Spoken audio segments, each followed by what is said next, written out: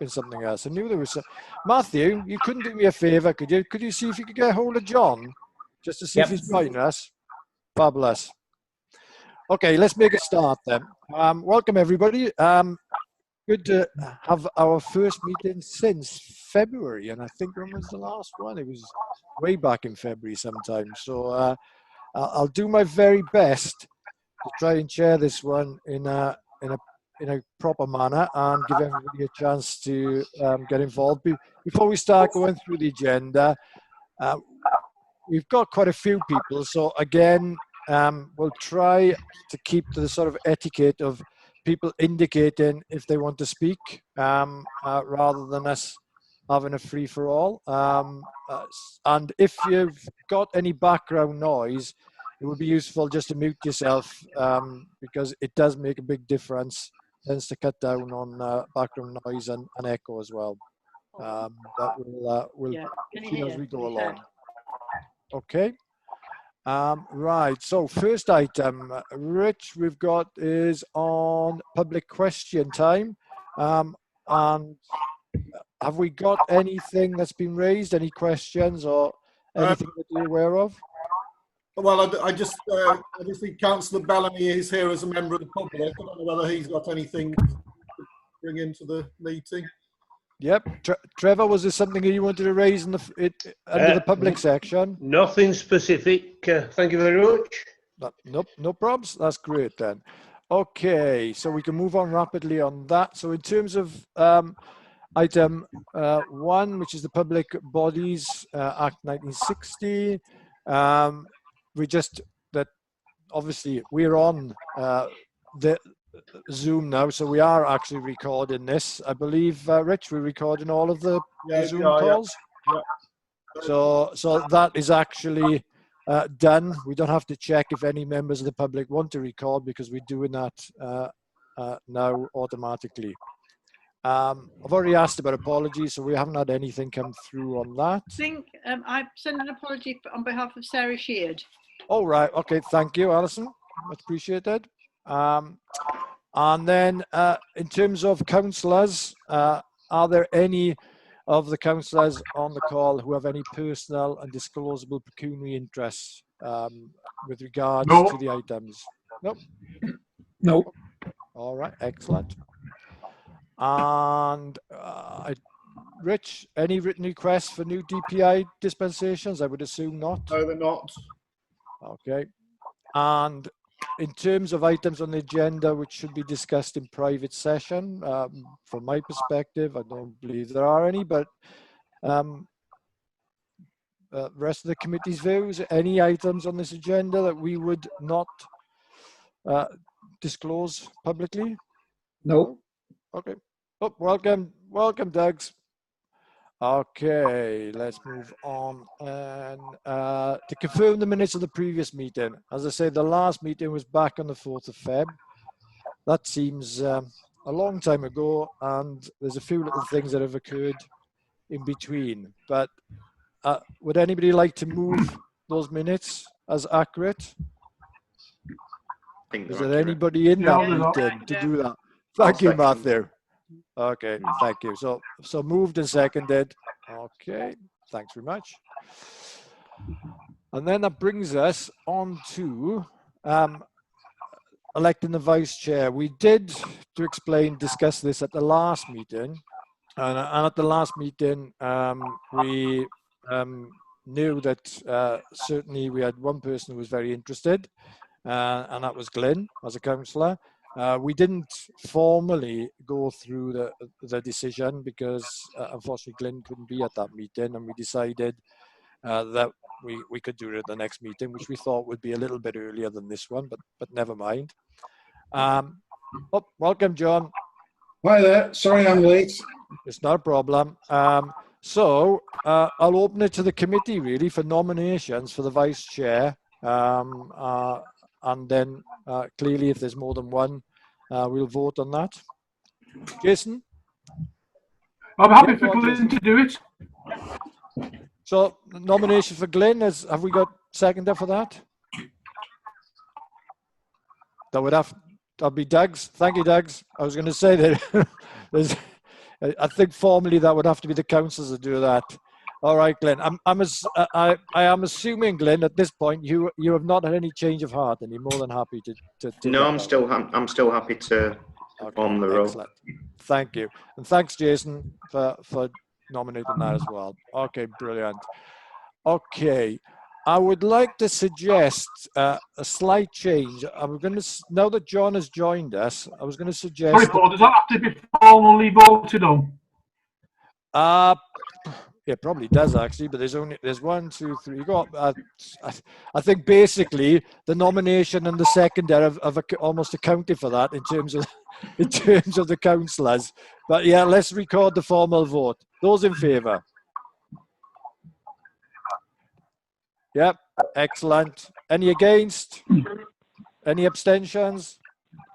Perfect. Thank you. I'm glad we've got you, Jason, reminding me of the formalities. Thank you. Okay. Yeah, we don't have any more problems later on.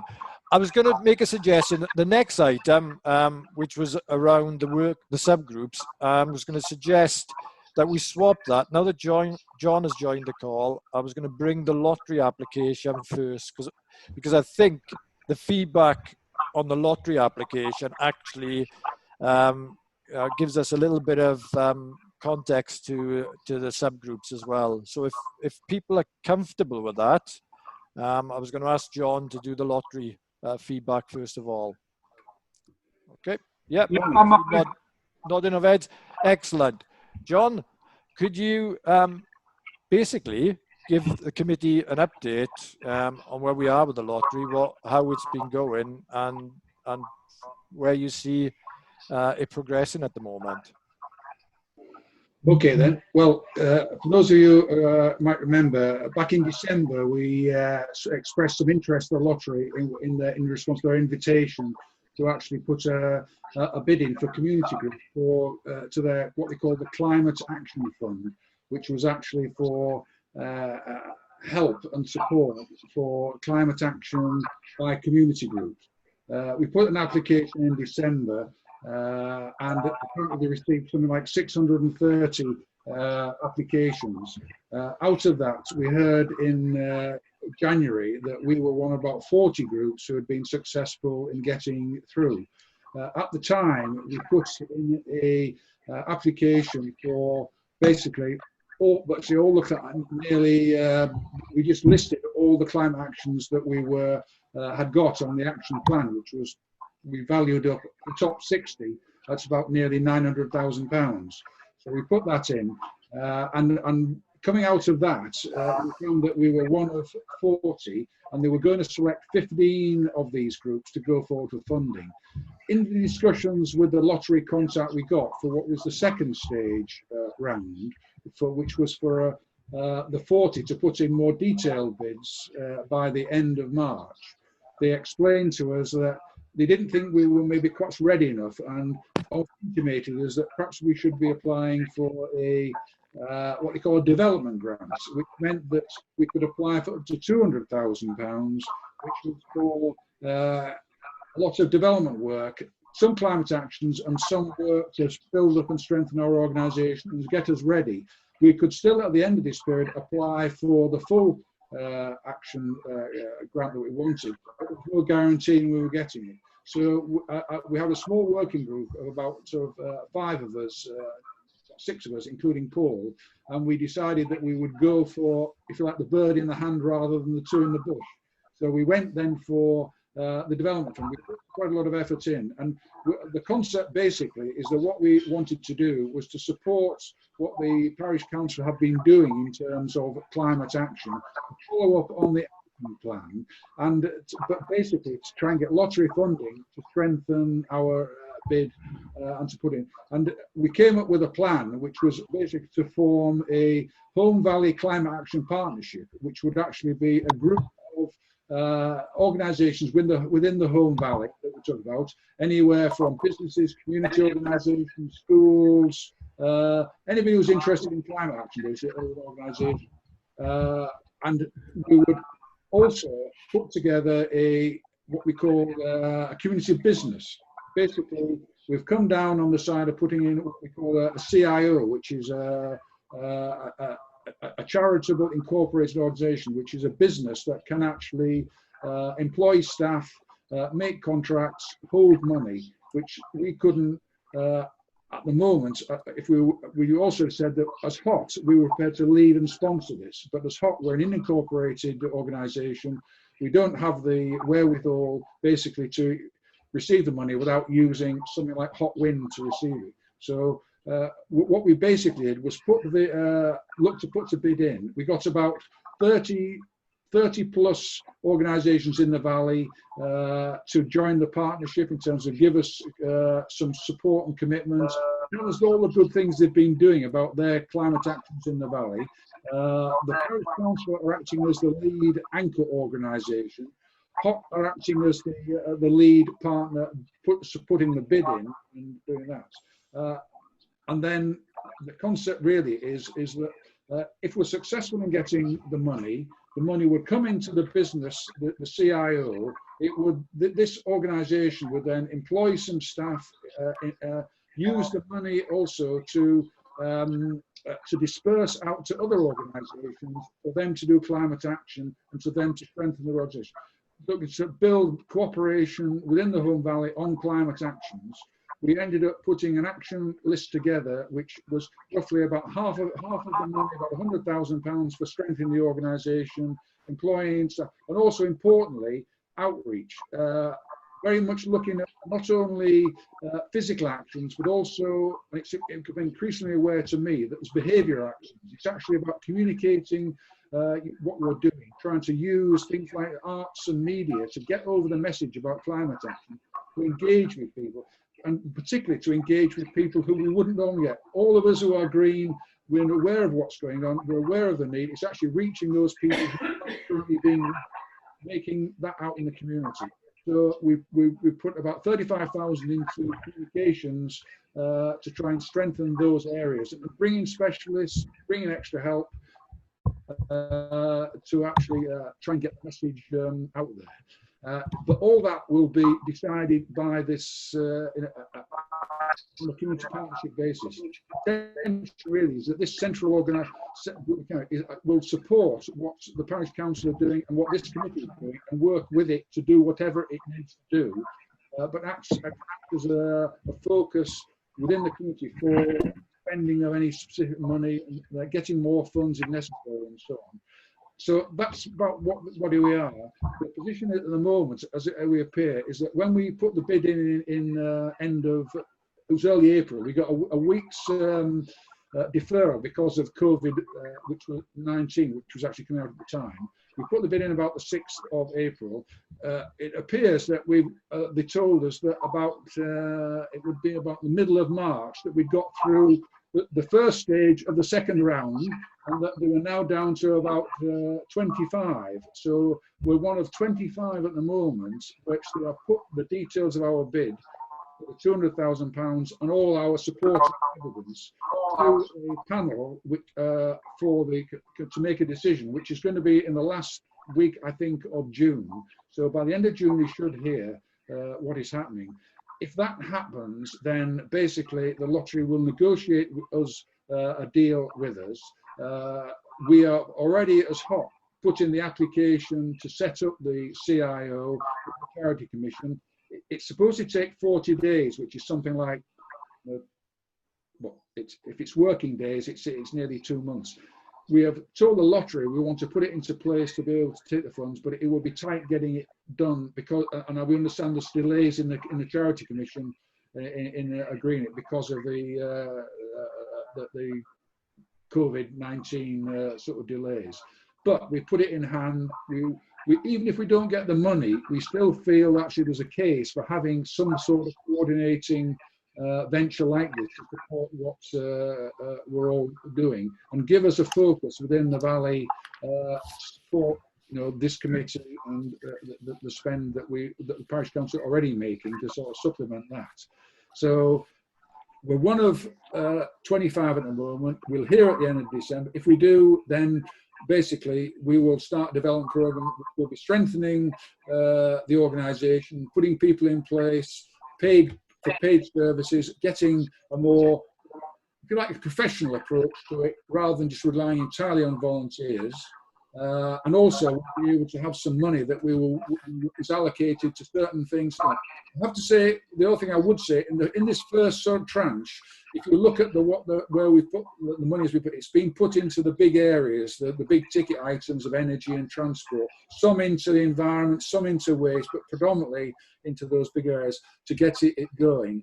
And so I think there's room to grow on that, room to bring more people in, and get more people involved in the partnership. But as a concept, I think we think it works to help us all going forward in getting more climate action in the valley. Any questions? John. Yep, go on, Glenn. Hi, John.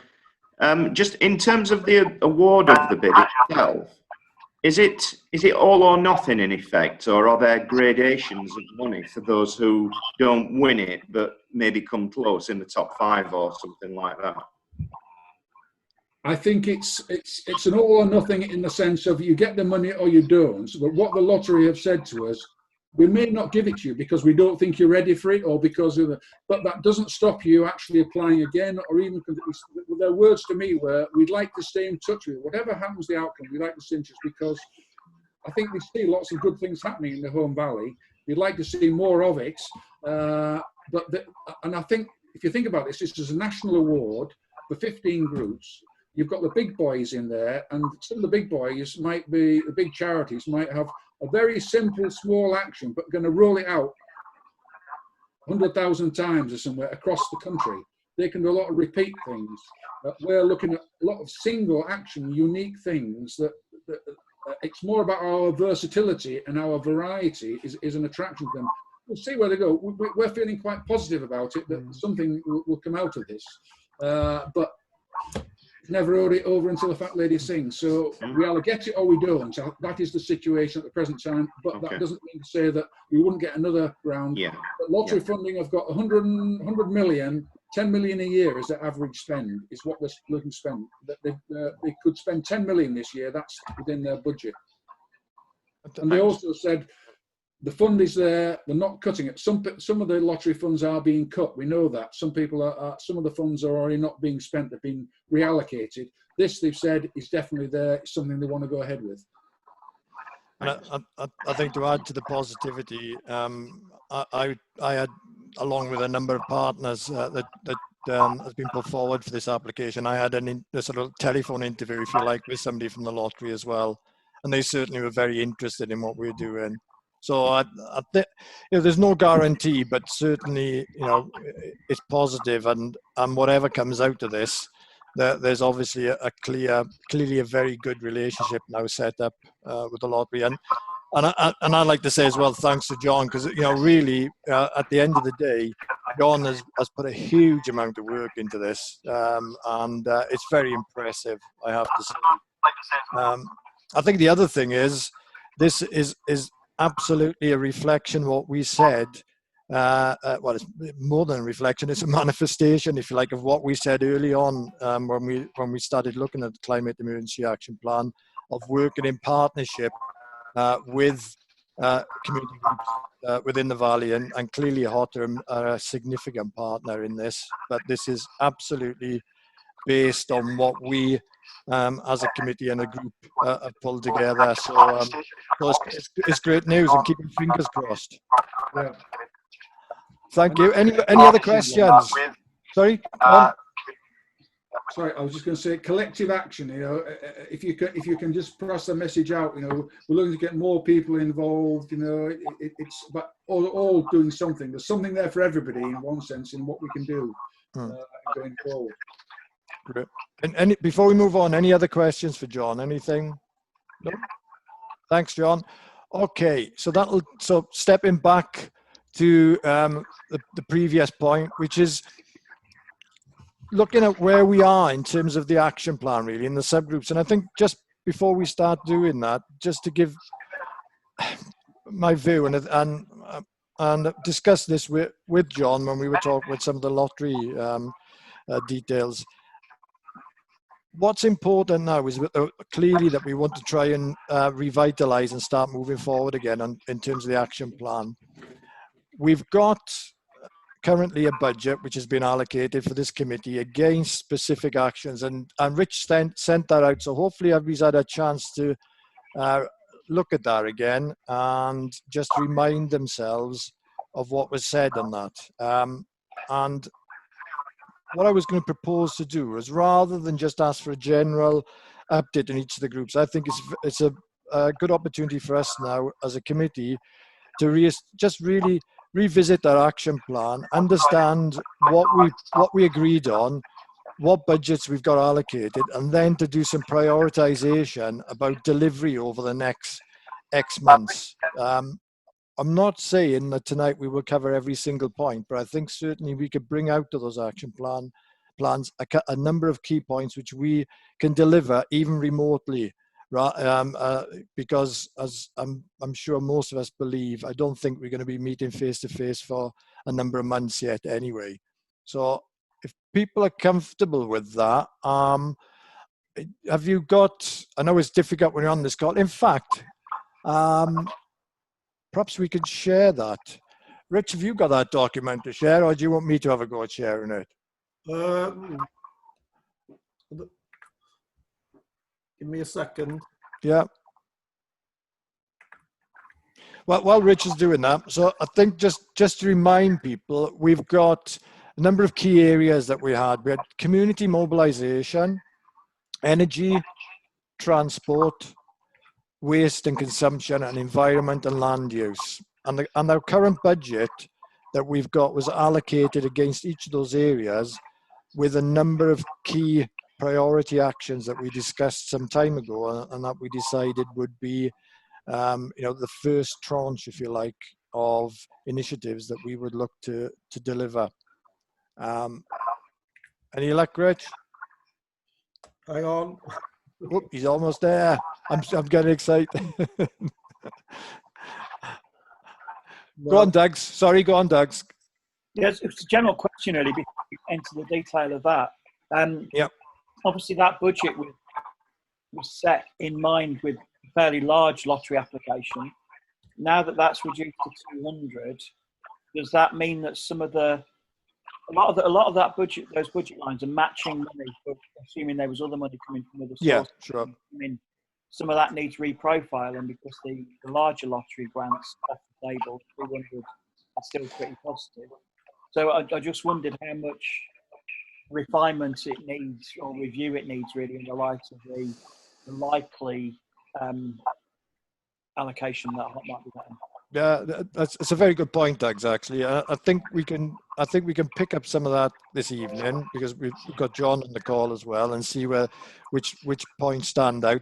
But actually, a very good point that I think you'll take that one away and do some more work, John. I think probably in light of that, we might need to look at it. I don't believe that it is a significant issue in stopping us doing it, but good, definitely worth us looking at, Doug. Definitely. Okay. Right. Okay. Thank you very much. So,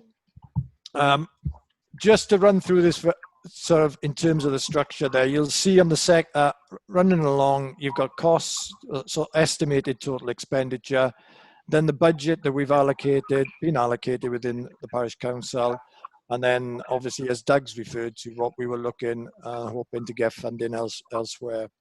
The first line item at this stage, we don't need to discuss, because that was in the previous year. That was the 4,000 that we got allocated for publicity. So I think the key action here in mobilisation is the coordinator. Now, we've got a specific item on the agenda for that, so I'll defer that discussion for a second till we get to that on the agenda. But for me, certainly that's something that's key within mobilisation, and is very much linked to the coordinator coming on board as well.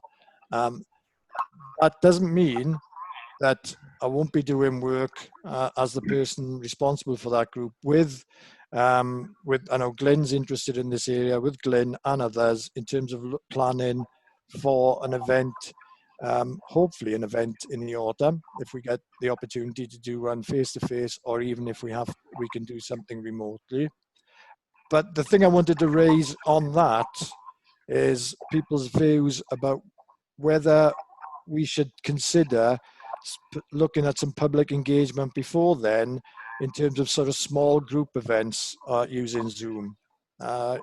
Eco Homes, which myself and John are involved with, which is the community land trust, which are looking to build affordable homes in the valley, which are community owned. We've been doing small group Zoom calls with members of the public. And I think Matthew and John, you could probably give some feedback, but I think they've been going pretty well, haven't they? I've not been able to attend some of them yet, but I think that's another opportunity that we could have before the autumn. So in terms of the three key areas in this, one is obviously the coordinator, which we'll chat about later in the agenda. The second one is looking to plan a more significant event in the autumn, and hopefully we can do something face-to-face. And the third one is whether in between we can do something using Zoom, which would be for smaller groups of the public, and engage them in what our plan and engage them in some of our activities.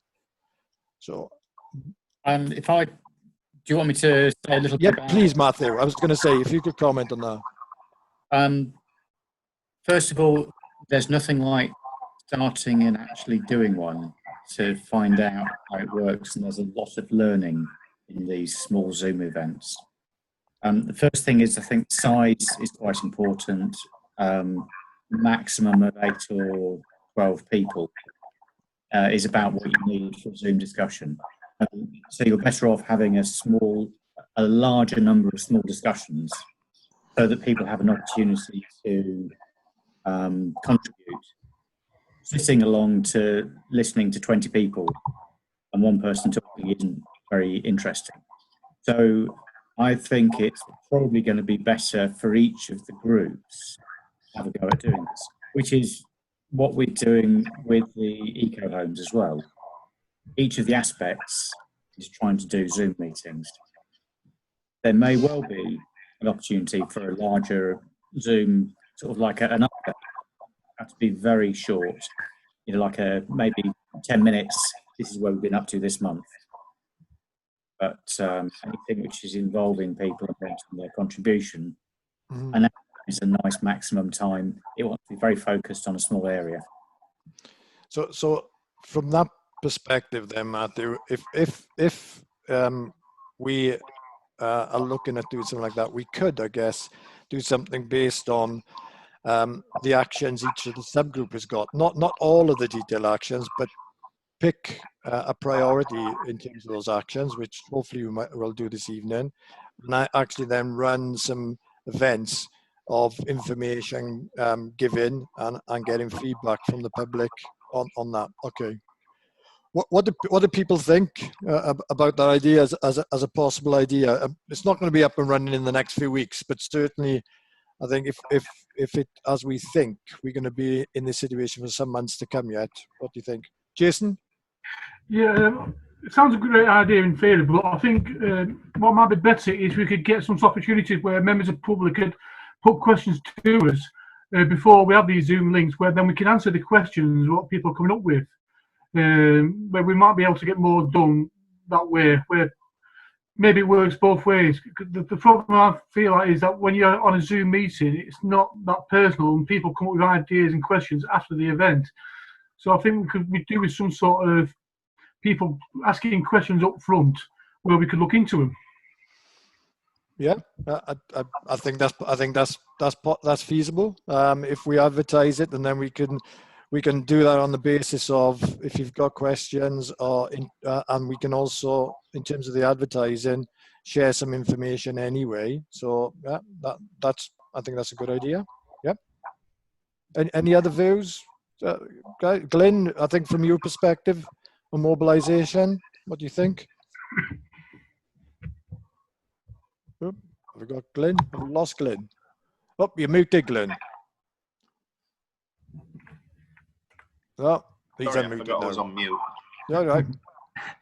it's the nature of these meetings, I suppose, isn't it? Just used to mouthing off whenever I want, but yeah, I think it's entirely feasible to plan on that sort of scale for something like the autumn, for a meeting of you know, what we'd want it to be and what we'd want it to achieve. I think it's entirely feasible in the time scale that we've got. However, I think, you know, one thing that I've mentioned before between ourselves and John as well is I think branding's really important on that. If we were to come up with a really sort of interesting, persuasive brand for that community engagement aspect of it, you know, it can really draw people in. Now, what that brand is, you know, whether we can come up with something like that tonight, I'm not sure, but I think that sort of identification with a project Right. gets word going around, it gets interest in it, and it draws people in, and it certainly helps us on the time scale that we've got. Okay, thanks. Well, that's something we can take away as a subgroup anyway. Right, we've got a few. I saw Laura with a hand up, Alison and Doug. So I'll take Laura first. Sorry, I don't know which order people went up. I was just going to say that I've found it quite hard over the internet to get people involved that don't already have an interest. So it would be worth, I think, when setting up like a small Zoom or something, knowing that you're probably going to be having interested parties and planning to get out of it what you'd be getting from interested parties. Okay, yeah. As in, you're not going to be getting further outreach, or that's more difficult, is all. Yeah, no, I understand. I think you're right. Thanks, Laura. Yeah, I think you're bang on. Alison. Yeah, I think what I was going to say, Laura's slightly echoing that. I think because we'd identified some interested parties in the land use section, that maybe to do a small Zoom meeting would be a way to do this, to have some discussion before the autumn, where we hopefully can be a little bit more face to face. And so I could see that working actually in some of the groups that I was considering. Great. Doug's? Yeah, just something I've seen used to quite good effect on some of the mutual aid groups that I certainly know a couple of us have been involved in, is that they use the Zoom breakout room facility. So you can have like 30 people on the call, but then you can put them all into groups of 4 or 5. You can give that a time, so in 20 minutes you then all come back together. What that means is that people can then unmute the mics and speak fairly freely with a much smaller group. Certainly you've been using that for topic-based conversations, and then almost like we're just using it as a workshop mechanism really. It does mean you need somebody, and I'm not sure if Rich or Liz are able to do this yet, but they need to be fairly familiar with some of the other abilities really that you've got within a Zoom. But the use of breakout rooms I find has been really, really useful, because when people are in a group of 3 or 4, they find it much easier to discuss things on Zoom. It's really hard to do it with a group even of this size. Breakout options are, and you could do it on the topics, you know, that we've already got, perhaps. Sure. So I think if people get more familiar with it in the next few months, you know, that's possibly worth looking at. Really good suggestion. Yep. Go on, Matthew.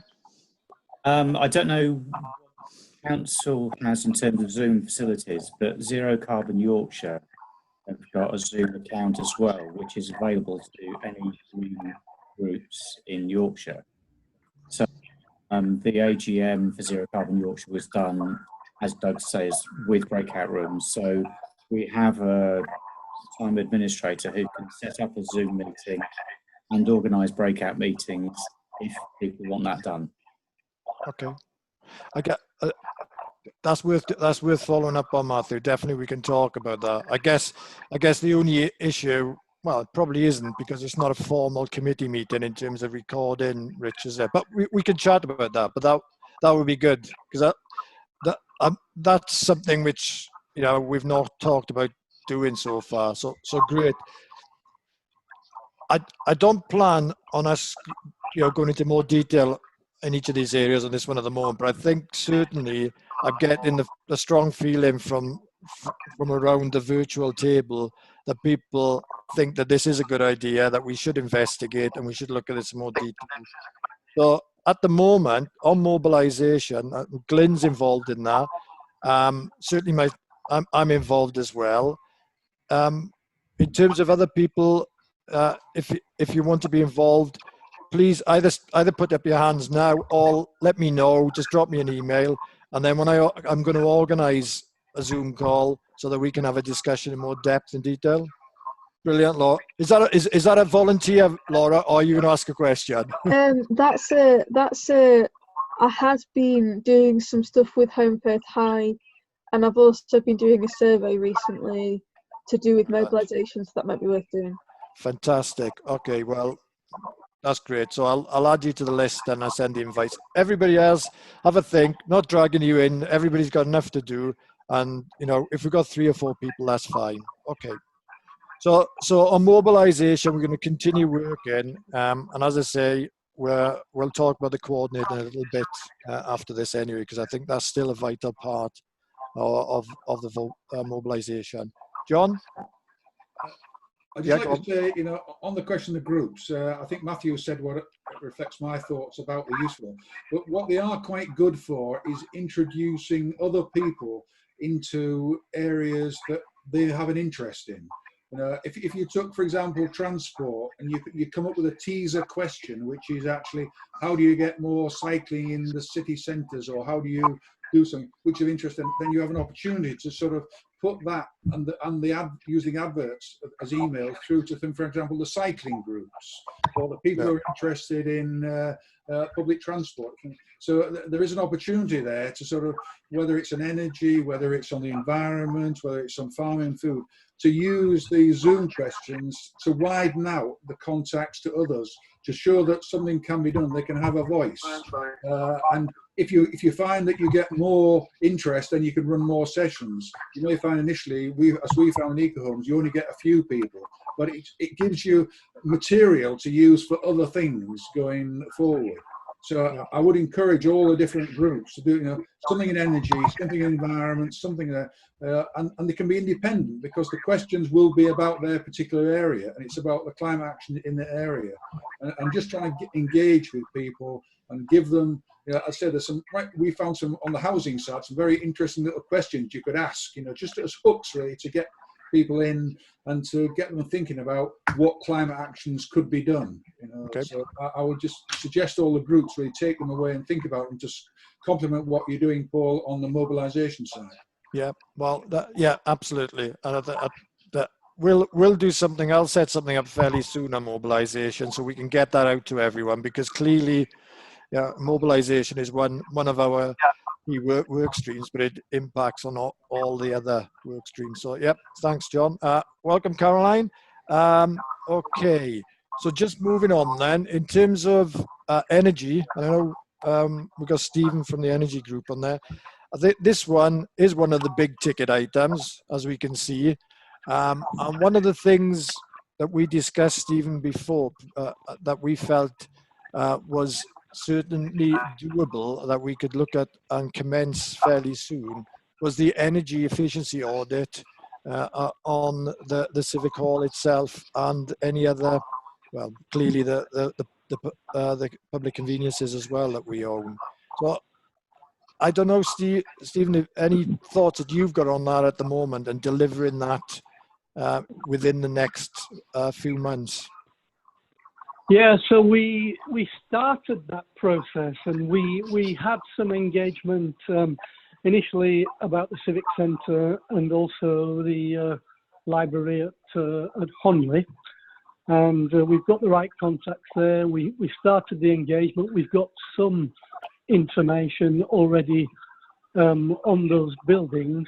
We've got the toilets in the background, as it were, but that's a relatively minor issue, to be honest. But then, of course, everything came to a halt because we actually need to arrange for visits to the to those 2 sites. So, of course, that hasn't been feasible in the last 3 months.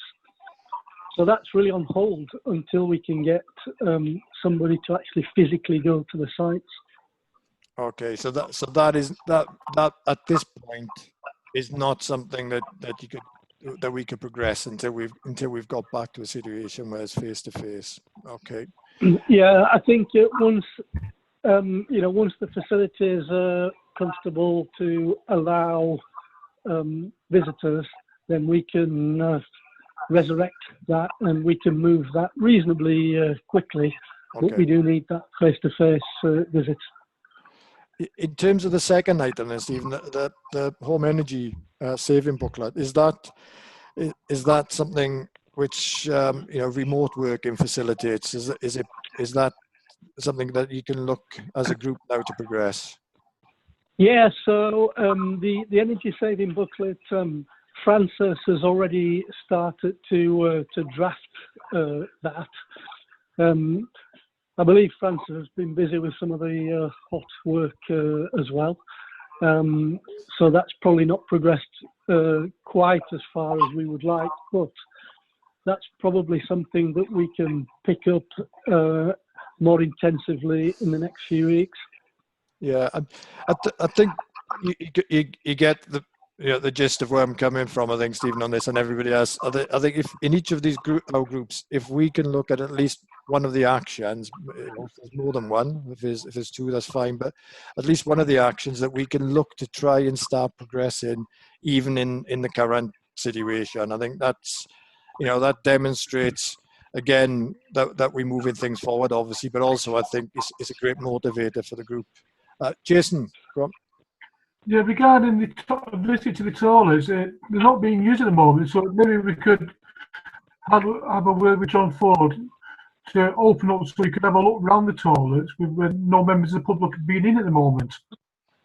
I think is that a possibility? Yeah, it probably is, but I think one of the difficulties is actually to get the people who are doing this sort of work out as well, I would guess. But it's worth investigating. The thing is, the main element of this, from what Stephen's saying, is obviously the civic hall and the library. Certainly, the civic hall is the biggest element of this as well. Yeah, and what we wanted to do to kind of maximise the efficiency was potentially to visit all three facilities in one day. Yeah, that would reduce the costs as well, wouldn't it? Exactly. Yeah, it would be easier to do that. Yeah. Okay. So yeah, totally agree with what you're saying on the booklet. It was one of the higher rated activities when we did the open day, so I think that needs to go to the top of the list now. Please, yeah, okay. Matthew, did you put your hand up then? Yeah, just a quick one really. I have been during lockdown doing a house renovation, so I've got practical experience of high value insulation, glazing, heating systems, and everything else. So, Steve, if you wanted me to visit the toilets with you or something like that, we could do a very simple plan. You could basically make the toilet energy zero for a sensible amount of money. Okay. Yeah, that sounds. If you connect with Stephen then after this call, that sounds a possibility. Okay, yeah, Steve. I'll time with you separately on that then, Matthew. Brilliant. Okay. So the other actions that we've got, I want him to go through these because we've not got time now, and I don't think on energy. I mean, I don't think that they would make sense. I think we really, we've got one we can focus on, and the key is showing that we can deliver. So if we can deliver on our booklet, and if there's some element of the energy saving assessment, we could do fantastic. Yes, and that was our strategy, to pick on those two items, and the other ones are kind of in the background until we make some progress on the first two. Brilliant. That's great. Thanks, Steve. Yep. Okay. Transport. I think did we nominate you, Matthew, on transport the last time we spoke? We did. Yes, I have not made contact with the other two, though. Okay. We've actually not done anything on that. No. Well, and to be fair, I didn't expect there to be a huge movement on these during this period. just looking at these actions, on Matthew, I think, you know, there's a couple of actions that seem to me, I don't know what you think, but seem to me to perhaps stand out as things we could start to look at even in the current situation. One in particular, which is very pertinent, is the Walk to School initiative. And then the other one, which I guess is also quite pertinent, is looking at establishing car-free days, which would certainly, if you like, carry on with some of the experience we've had during the lockdown, etc. I think the others need quite a lot more time and attention, but those two possibly could be something that could be looked at in the coming months. I don't know if that makes sense. It would be good to do that. Are the other two people who were involved, you know, aware of this, and do we just start talking to each other? Well, yeah, I think basically, and I would. What I was going to do is take the opportunity. I think, Joe, you were involved with transport, weren't you, at the beginning, if I remember? Yeah, that's right. Yeah. So are you still happy to be involved with that, with Matthew? Sure, absolutely. Yeah. And it would, I don't know if there's an interest from anybody else. Oh, Jason, of course. I forgot. Yeah, I was on it at the beginning, but obviously, with present times at the moment, it's been a bit awkward because obviously I'm working 6 days a week at the moment because of the common problem. But I've got a lot of input with that, and also. But can I quickly go on to waste because I need to go off in 5 minutes? Recycling.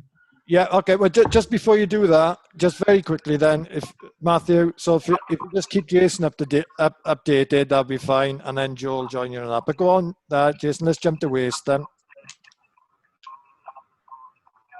Go on. Oh, Jason. Yeah, just only quick because I've got to go.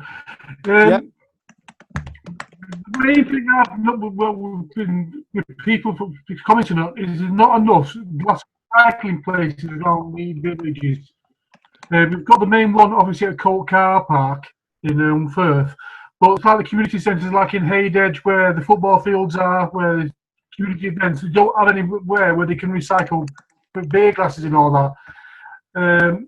We need to look into that somehow of getting companies like that to get places like that around different villages so there's more recycling.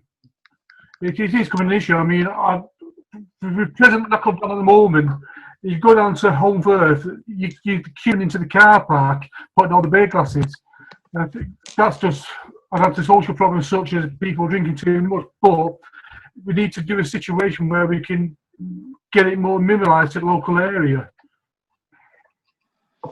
Okay, thanks, Jason. I think that links in, John, to some initiatives. Did you catch that? So no, I said thanks, Jason. That's I'm just asking John. That links in with some of the hot initiatives around that, doesn't it? In terms of recycling, certainly beer glasses. Well, yeah, we've done that on at the festival times. Yeah, I think we can certainly look into that, find out more about it as to what the plans are for more recycling. You're saying more glass recycling banks around the villages, around the Home Valley. Is that your point, Jason? Well, for example, Haydedge Football Club, it's like a community hub.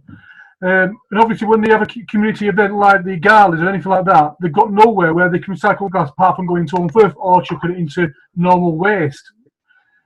And we've had a couple of places like that where when they have the Hunley events and stuff like that, there's no recycling apart from the main community ones. They need more places where they can recycle with glasses or things like that. Not the central Home Firth. It's like you go into Home Firth Co-op car park, it's after a weekend especially, or a bank holiday, it's full of wine bottles. I think it's a proven point that there's not enough recycling centres around. Yeah, I think. Oh, go on, Matthew. Yeah, you're on mute. Yeah, sorry, thanks. I know that John and Hot were looking at festival glasses sponsored by Hot or so on. Is this an opportunity for the parish council to get, the Climate Action Group, can we sponsor these? And basically, there's going to be more drinking outside with social distancing and that sort of thing. Is there an opportunity to get some and to the local cricket pitches and whatever else? Okay. Yeah. So it would be branded as the Parish Council Climate Emergency type recyclable in the same way as hot. It's worth us having that discussion. Yes, definitely. I think John. Yep. Yeah. Go on, Matthew. So we would obviously then sell to the various people. Yeah. And they can sell them on to the public, so they become a festival glass, but it's a climate emergency festival. No. John? We could certainly look into that, because one of the two issues related to what Jason is saying is that there is a lot of concern about sort of waste at in the public arena, in the public spaces, when people are having public, like festivals. There's quite a bit of work being done, certainly through Huddersfield, in terms of minimising that by putting more recycling facilities in. And I think also there's an opportunity there for smaller events. We've been approached, for example, through schools, and you might say things like football clubs. It's very difficult for them to actually, they don't want to buy all the recycling facilities for a one-off event. If you can actually provide that on a local basis, that they rent it or they get it for use cheap, then they're more likely to use it, because they don't need it all the year round. They just need it for one or two events. And that's where something like the Parish Council can have a role in terms of making these facilities, like collection bins for special events, like recyclable plastic glasses, that are all those available, which you could then almost hire out or let local groups use, who really don't want to buy their own because it's not economics for them to do that. There's certainly option for that, in terms of looking at something going forward in that area. Because John, I know you're on the waste committee anyway. Can we add that one in there for that to be looked at then? Great. The other item that's there on waste, which we're going to pick up with as well. Oh, sorry. Does somebody say something? Or is it Jason's gone? Sorry, Paul, I've got to go now. So apologise and going now. Okay. Thanks. Right. The other item which is on there, which is a very important one, is also on the agenda. We'll come to it, and that's the water refill proposal. So we'll come to that in a little bit. It's an actual proposal for us to run through, and then finally, environment and land use. Alison, at the moment, obviously Sarah isn't here, but in terms of any actions that you believe that you can follow through even during this time at the moment? Well, I think just because what you've been discussing about the Zoom meetings, I must admit, when I sat down here, I thought there's nothing we can do. I was feeling quite negative. I was saying, I will refer you back to the email I sent at the last meeting, because nothing's changed. But then I'm thinking, because Andrew's with us now as well, maybe we could do some kind of Zoom discussion, because one of the items that I'd written was about engaging, that Andrew was offering this meeting place where we could actually talk to local farmers and get different points of view. Well, maybe, what do you think, Andrew? Do you think we could do that long distance? Do you think we could do that as a Zoom with the NFU and various neighbourly farmers? Yeah, there's no reason why not. Yeah. I think that's an excellent idea. Because some of the things we wanted to establish were other people's points of view, and then having a larger scale plan, like potential for tree planting, land use across the area, not just individual units, individual farms. So to actually make that go a bit further, we've got to talk together, and then we've also perhaps got to decide that if we want someone to do like a tree audit, maybe that little bit of budget that's for land use, maybe we're going to do that with some of the money that you've allocated. But we need to talk a bit more, don't we, Andrew, about how you do that and what the priorities are for people. I think that's a great idea. I would encourage you definitely to do that. And I think as you say, there's an opportunity even in the current times with Zoom in particular to do some of that engagement. So brilliant. Yep. Okay. Okay. That sounds good to me. All right. So as you can tell, I think even just going through that fairly quickly, because, you know, we're obviously constrained with time, you know, it isn't the case that we are stuck and that we can't move forward. I think we've already identified a number of key areas that we can start working on, certainly on mobilization. There are energy, there's at least one specific action there that could be moved forward on the booklet. On transport, Matthew and Joe and Jason will look at those two areas that we talked about there, and also on waste. There's a new idea come up about the recycling, and we'll come on to the water fountain in a second. And obviously on agriculture, I think that's another element of the mobilization. So excellent. Okay, that's great. So let's move on to our next item then, which, oh, sorry, is there anything else before we do that? Anything we've missed or anybody wanted to pick up? Hi, Caroline. Yeah, go on. You're on mute. It doesn't want, oh, there we go. Hi, just to say that we've been really successful in our Space Hive fundraiser, crowdfunder for the Repair Cafe. And we've almost doubled what we were, you know, our aim was. And really, we're just waiting until, you know, we know what's going to happen about social distancing and what's going to be feasible at the tech. So we're doing a few little repairs for mates and what have you, and putting details on our Facebook page. But I think that's going to be a really good way of, you know, helping people save a bit of money and, you know, keeping stuff out of landfill. Fantastic. Can we, John, can we make sure we add it to the list? Yeah, it's already on the action list, but Caroline's ahead of the game in terms of getting it going. That's absolutely brilliant. Thanks, Caroline. Okay, we've got an item then, item 11, which is around local planning. And Rich, I know you put this in because I think this has been something that's been raised by a number of people as to what we can do to influence housing developments to be more green. Yeah, that's right. Yeah, I mean, we've had quite a few applications for quite large developments in the last few months. I think Wesley Avenue's 36 or something, Liz, is that right? It's sort of high 30s, and then this one in Honley's 24. And I think there's another one in Honley we've had in last week, which was about 40. So, you know, obviously we're quite conscious that the greener we can make these developments, the better they will be.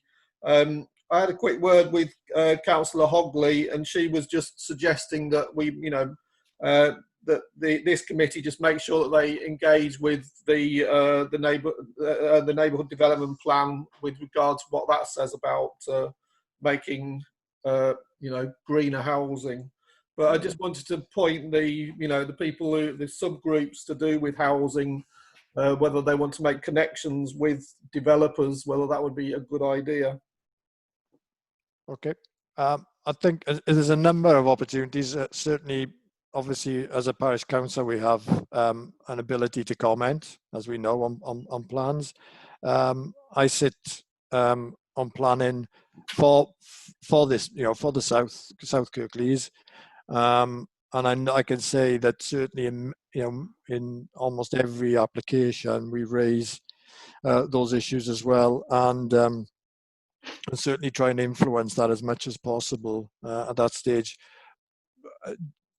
I mentioned Eco Homes earlier on, which is the community initiative that I'm involved with. John, again, very much driving that. Matthew is involved in that as well. And one of the absolutes within that is to develop housing, which is not only truly affordable, but is also as energy efficient as we can and as close as we can get to passive housing. So there are some things going on, but yeah, it's in terms of our statutory ability, it's obviously limited at a parish council level, isn't it? And that's, I guess, it's continuing to lobby and continuing to influence. Yeah, go on, Alison. Yeah. Oh, sorry, I'm interrupting. No, you carry on. That's all right. Yeah. I'm just going to say anecdotally, the Westcroft planning, I have a horrible feeling this is a field that the farmer, when he died, left for the children of Honley to play in. So in terms of a green agenda, no houses would be quite a good result in that one. But I could be wrong. I could be speaking out of turn. But, this idea of making houses sustainable, Yeah. there is a point of no houses in certain spots. Yeah. That's also a fair point. John? Yeah, I just want to say on the sort of longer action list, rather than the one that's specifically come on, there is actually an action there for holding seminars, picking up Richard's point, seminars with local builders and developers, connecting the green build people. People like Matthew have got expertise. We've also got the Green Building Store within our area who have got a national expertise in this area, trying to get them together and make developers aware of some of not only the challenges of green build, but also the wider community awareness of it and the benefits it will bring. Because at the moment, there's a lot of resistance to it because it's basically expensive, and builders want to build cheap houses. That is a real challenge, and it's how we get the help to them. So that they're more encouraged to do it and they see that there's a market for it. As Paul was saying, with eco-homes, we're more looking at the rented side rather than the buy side of the housing. But the buy side is certainly an area where we would like to see more green houses built, but that does require our local builders and developers to take it on board and be prepared to sort of take on a bit of a challenge. And it's all part of this green climate action that we can probably help with by making them more aware of some of the issues involved and where they can go for help and so on. Yeah, I think it is. We know it's a big challenge, and we know eco homes. We're starting small, but hopefully it'll have a wider influence, as well as John's saying, in actually showing to local builders in particular that it is possible to build to take that environmental approach to building properties as well. But let's be blunt. A lot of this comes down to the profit motive, and in particular, the large house builders are interested in the dividends. Smaller builders, it's different. So I think there is an opportunity with smaller and more medium-sized builders. So we will do that. And I've realised as we've talking through that, I thought we covered all the points on number 10 on the agenda when I looked at it, but we haven't, because I thought we'd covered them when we were going through earlier on the groups. What we haven't covered certainly is discussing the coordinator recruitment. So it's extremely important. So let me just give everybody an update on that. First of all, we're very, very pleased with the actual recruitment process. We had a really good selection of candidates, and we were able to shortlist down to 4. Each of those were very happy to come for interview. And then, of course, something called COVID-19 hit us just at that particular time, and clearly it wasn't feasible to have those interviews. That wasn't an immediate issue because we sort of had a little bit of a recess as such. And I think it's still the case we can move forward at this point, perhaps without the coordinator on board. But I do believe that we need to now start thinking about, when we bring that coordinator on board to help us drive things forward. And I think looking at where we're projecting forward to some of the mobilization issues, particularly around the sort of autumn, I think that gives us probably a fair indication of when we need to be bringing the coordinator on board. And I think we've probably got a fighting chance, I hope, fingers crossed, of actually going through the interview process sort of July/August, probably more August than July, but I think there's a fighting chance that we can do that. So it really is more of a heads up for everybody that certainly it's not something that we've dropped. It's still an important element of the action plan, and it's a matter now of just looking at the logistics and what's safe and reasonable to do. And if we could complete that process certainly at the latest August, but maybe even a bit earlier, but it's probably more like August, then I think that puts us in a good position for the autumn for running public event, and also then starting to step up on the action plan as well. And clearly there would be the link if we win. Say we as a partner win with the lottery funding as well, then there's clearly a very good link for us with our coordinator and to help manage that going forward. So Matthew, yep, go on. Just a quick one, really. A few years ago, when there was a volcano cloud, we did a recruitment for a sales manager remotely. So we had 3 different sites of interview, and actually it was not bad at all. Mm-hmm. Interview by Zoom, pretty good. Yeah. Well, what I was saying is what I hope will happen if it transpires, and let's hope it isn't the case, that we get, the situation doesn't improve, then I think that has to be something we consider, definitely, because I think it is clear that having on board that coordinator would really help us drive these actions and assist you in the subgroups. Glenn? Yeah, and just as an alternative to that as well, with Colne Valley Cooperative Care, the social care cooperative that I work with, we're in the process now of probably in the next week and a half, 2 weeks, we're having a physically distanced real interview of candidates for posts that we've advertised for. So it is possible. Obviously, you need to put a fairly sort of well thought out risk assessment in place. But if you've got the provision and the planning for it, there's no reason why you can't hold a real interview as long as it's properly distanced. Yeah, I think it's a fair point, and that's what I'm saying. I think July is a possibility, and August I think it really would be anyway. So I think it is doable. The issue would be certainly if we get a significant second spike and second wave, but we'll have to look at that. Yeah. But we really did have a very good quality local candidate. So I'm absolutely delighted and confident that whoever we choose, we can have something really good. In fact, I think it's going to be quite a difficult selection out of the 4 candidates based on what they've put forward. But we'll keep that moving along and keep you updated on that one. Also, Rich, you put in, you wanted to look at considering one of the members working with you in terms of the website for the committee.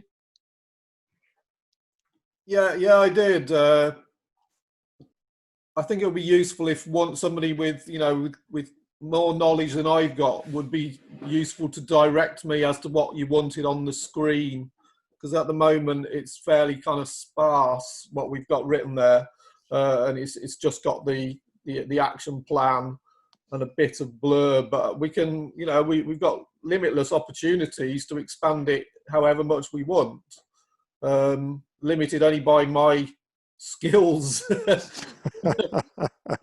managing the website, but I'm learning all the time. But it would be useful if we had somebody to kind of direct me as to what to direct to. Would anybody be interested in working with Rich on that? No hands going up. No. John's put his hand up. I'm hoping that's as a volunteer. Website skills, Paul. Question first, if I may. For Richard, is it actually a WordPress website? Unfortunately, not. No. It's a special sort of It's a special council-driven. They're a web provider who sets up council websites, so we're a bit limited in terms of how it's set up, to be honest. Okay, well, I'm prepared to help in terms of helping you decide what to go up. But I'll just say I've got some skills in sort of web design and maintenance, but it's really on WordPress type sites. That's what I was asking about. This is not, no, unfortunately not. But yeah, any help with content and that kind of thing would be very useful. Laura? similarly, I have no skills, but in terms of time and, well, actually, I do have skills. I do graphics for things quite a lot. Yeah, I can give time, is what I'm saying. I can do that. That's perfect, because I think it's not just about skills. I think what Rich is saying, it's somebody to think about what we could do, and that little bit of, I think, imagination and view of how it's looking, what we want to communicate. So that would be brilliant, Laura. I think if both yourself and John would bring different aspects to it. So fabulous. Rich, you've got 2 volunteers. I'll leave it with you. Yeah, I mean, I think as it stands at the moment, being a council website, it's quite sort of straight laced, all of it, and it could do with just fine, funking it up a bit. Excellent. Well, if you want to set something up with Laura and John, and I look forward to, I think we all look forward to seeing that. Then brilliant. Okay. We've got just over 10 minutes. So another item, again, Rich, I know you brought up, and I think this is because we've had representations, was around the local energy bill. And this was, and I've seen this come through from as a Kirklees councillor as well, this organisation that's looking to get support. I don't know if you want to give a bit of background that you've got on that. Well, it got sent to the clerk. It's basically kind of a petition to try and pressure Parliament and to get more support in Parliament for this local electricity bill, which is basically trying to allow local people to sell electricity locally. The idea being that you don't need to set up this horribly expensive network or this horribly expensive system. It should be a lot more flexible in terms of allowing people to generate electricity than to sell it locally. And it's just basically wondering whether we as a parish council want to add our name to the petition. It's not something with an immense power at this stage, but they're basically trying to get more MPs on their side. I think they're in the kind of low hundreds at the moment. Yeah, there's cross-party support, I gather, isn't there? Support, yeah. Yeah, and it isn't, I think, to add to that, from what I've read, it certainly is one of support in part of the lobbying process. It isn't us, if you like, signing up to anything that we have to deliver in that regard. Right. And I know when we talked about this in the early stages of the climate emergency group meetings, this was one of the things that was raised. I don't know if you can remember, Steve, but we did talk about local generation or local groups accessing energy, etc., and setting up community groups. And that was one of the things that was highlighted, that it is difficult to actually do that. So this is about seeking to change legislation just to ease that. I don't know if there's any comments on that. Anything people feel we should?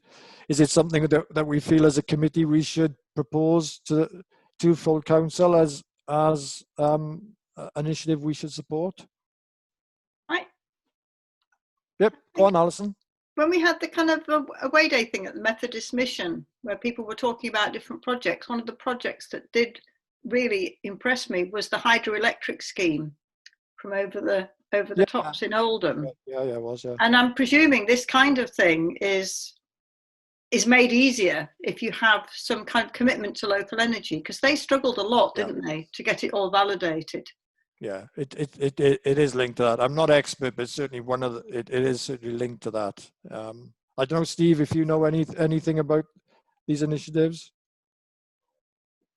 Not in detail. I know that exactly as you said, they're trying to make it easier for local generation projects to sell energy to local consumers as well, effectively bypassing some of the large energy suppliers, which in some cases would obviously be desirable. So I think in principle it's a good bill to support. I think they've got quite a bit of support in Parliament at the moment, but probably not enough to get it over the line yet. Yeah. Yeah, John? Yep. I think it's a really good idea, and it's been a real problem in the past for all sort of community energy generation schemes, because as it stands at the moment, there is no way that people who generate, for example, in our area, and our area has a lot of renewable energy potential, that local people can benefit. As I give you an example, in the case of the hot wind turbine, it produces a lot of energy per year, but any surplus that it can't use locally, that it can't sell to Longley Farm, for example, it sells to the grid at the equivalent of something like 4p a unit. You as a domestic consumer are paying 12p a unit for your electricity, what you buy from all the energy companies. If there was a way that that local energy can be given to you direct as a local consumer, you can clearly see the benefits there financially. So the whole concept is trying to make local people and local communities benefit from local energy generation, which is not currently possible or allowed. And so I think it's a great idea. It's long overdue, and it's something that I would certainly recommend that both the committee and also the council support. Okay. Matthew? For information, one of the other directors of Zero Carbon Yorkshire is involved in Community Energy England. They have a conference on this Friday, which is all about community energy and setting up the schemes. I can send the link to people if they're interested. That would be great. If you could do that, that would be great. And I think just to close this off then, unless anybody's got any comments, I agree with what's been said, and certainly for me, it seems to me something that as a committee we should support, and I think from the committee to put a recommendation to the council that the council should support this. So I'll formally put that then as is that something as a committee that we would be happy to do, that we would put forward from us to the full council, that this is something that we believe that the parish council should lend its support to. Yep. Quick show of hands. Yep. Brilliant. Excellent. Okay, thanks. Okay, I'm going to move on because we've got a very important item I definitely want to have some time on. And that's, if you go on item 13, that's the request, and you'll see this in the as a request in terms of putting a water fountain, if you like, water refill equipment outside our public conveniences in Home Firth. So I don't. Hopefully, people have had a chance to look at it. Yeah. Yeah, it's been proposed by Rachel. It's been discussed a few times, and I think councillors will remember this has been raised a number of times. And Rachel is proposing that the model that she's put in her paper, which is very straightforward and comprehensive paper, total purchase cost of 2,463.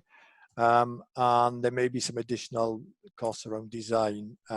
Obviously, it's not something we can do immediately, but it was an issue that was raised a long time ago, not just on this committee, but also on the parish council.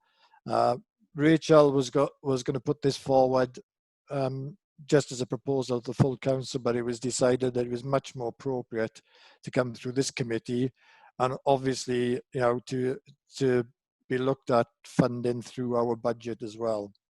So take comments from people, thoughts, views. I'm in favour of public drinking fountains. Yeah, is it a straightforward yes then? Let's go straight. Yeah, thumbs up. Yeah, okay, excellent.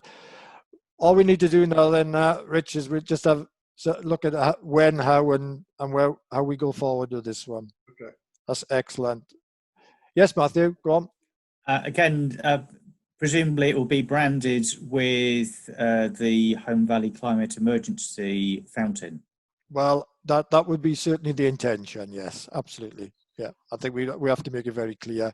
It's the first time we discussed this. I think I raised it along with Rachel, probably not far off 2 years ago. So it's good to get to this point. Excellent. Thanks, everyone.